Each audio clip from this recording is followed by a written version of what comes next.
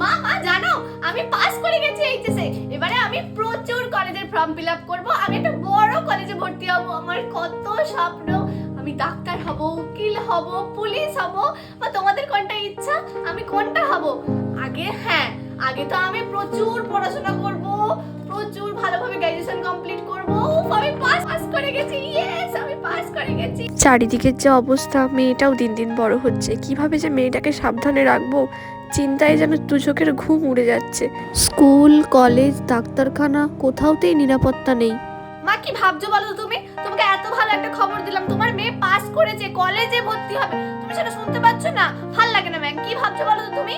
হ্যাঁ না, কিছু না, অনেক হয়েছে পড়াশোনা, কোনো কলেজে ভর্তি হতে হবে না, চুপ করে ঘরে থাকবি।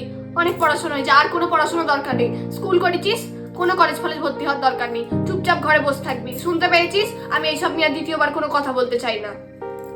প্রত্যেকটা মায়ের জীবনের বাস্তব ভয়।